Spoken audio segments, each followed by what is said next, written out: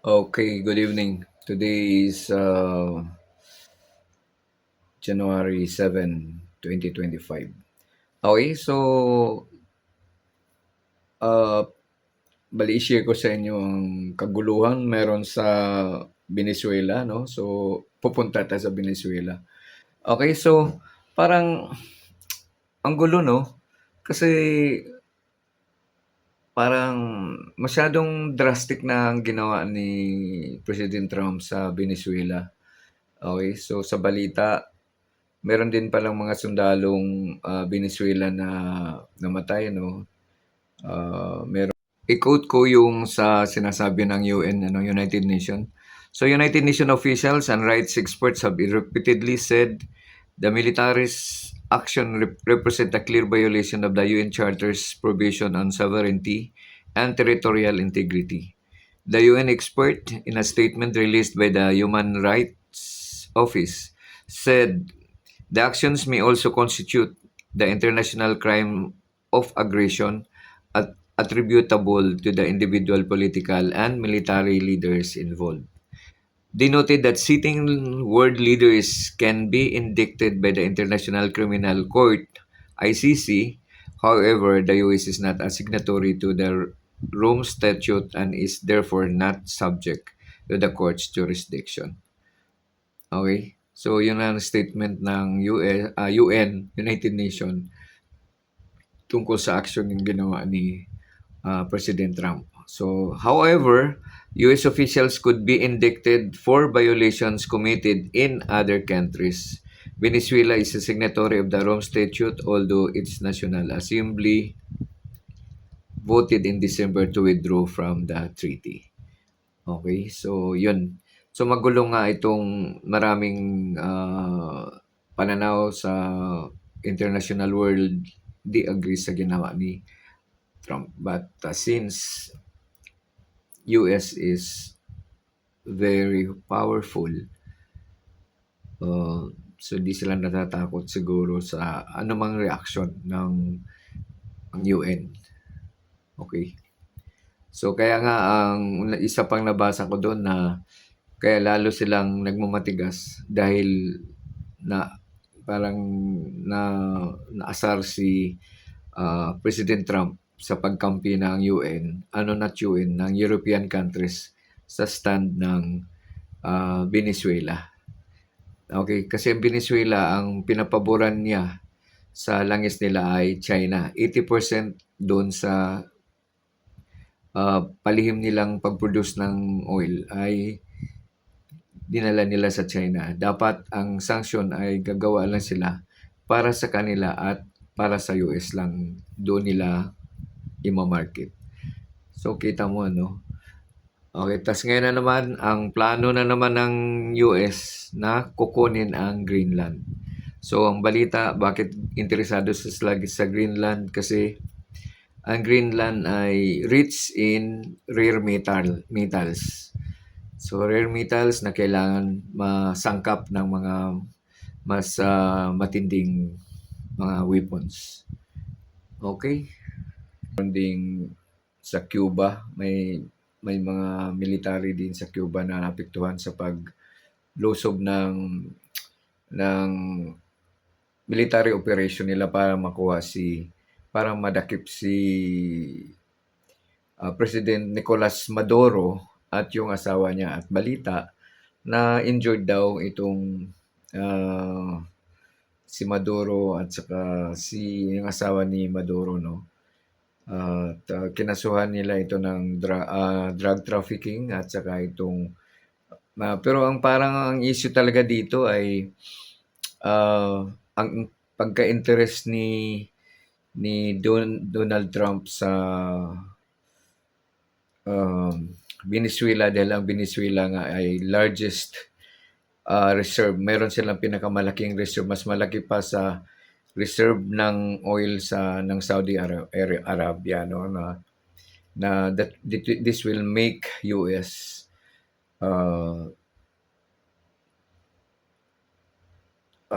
very abundant with oil. So parang kung isipin natin, no, kasi lumalabas na the US will control. Ang naging basehan lang nila ay yung, ah, hindi pagsunod ng sanction ng US sa sa sa Venezuela. Knowing na ang Venezuela naman ay, ah, sovereign country nga, independent country siya. So, ba't gano'n ang dinadaan na parang puwersahan kinuha, tapos, kinuha yung leader nila. Pero kasi naman, ang ano nga, ah, hindi makatao 'to si Maduro 'no. So, authoritarian siya, ang marami ding nagreklamo sa kanya, human violation sa sa Venezuela.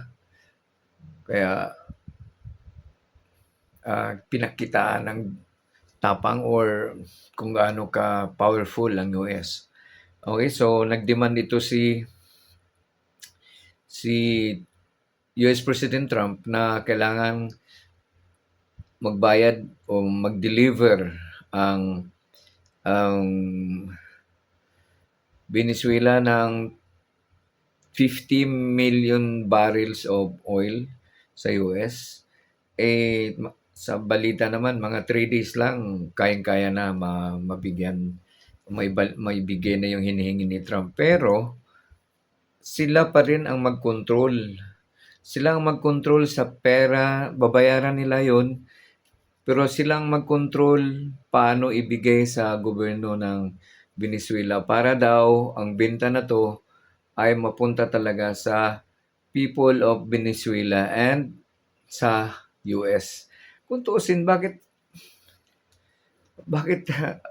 parang kinokontrol nila masyado 'no, na kailangan ang langis ng Venezuela ay para lang sa Venezuela at sa supply ng US. 'Di ba parang intindi 'no, parang namiga para talagang, matindi 'no, matindi kung pagkakaunawa natin matindi 'no.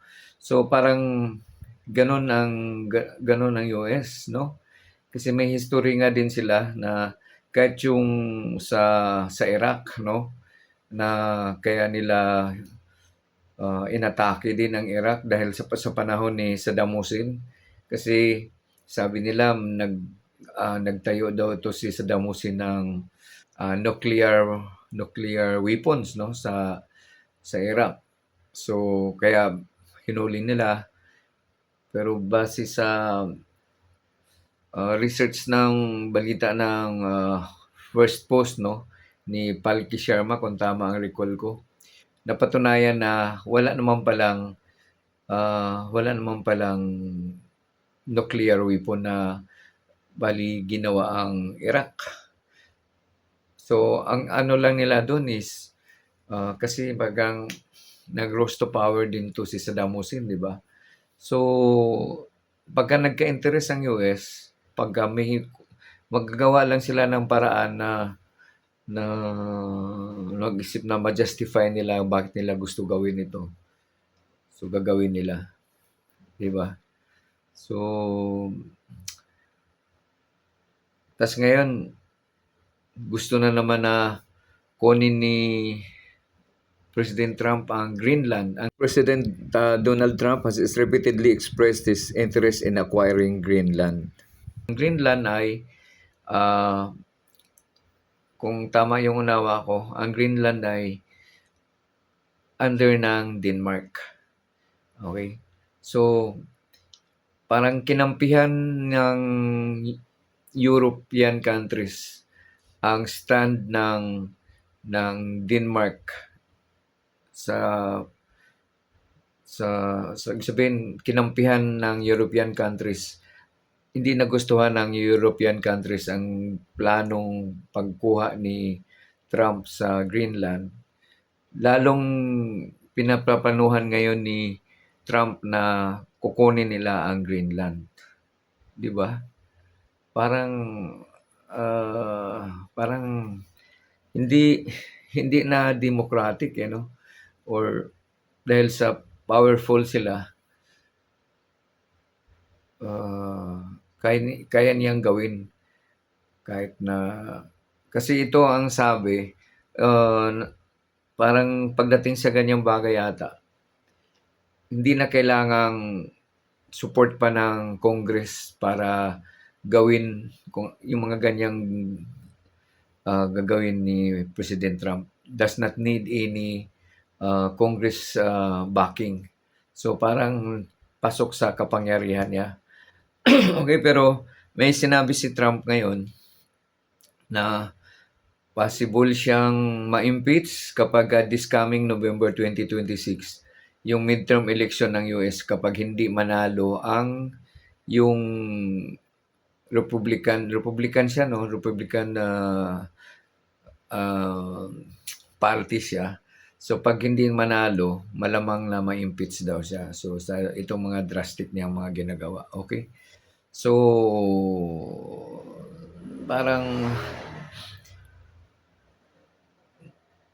nakakaano din ano, marami kang tanong. Kahit kanina tinatanong ng newscaster yung isa sa mga congressman ng US. By tomorrow daw, pag-usapan nila itong mga nangyayari ngayon at sabi niya, I forgot the name of that congressman, na kailangan daw nilang maimbita nga to si Trump sa Kongreso para matanong nila kung ano nga ba itong mga anong kadahilanan, ano ba ang side niya.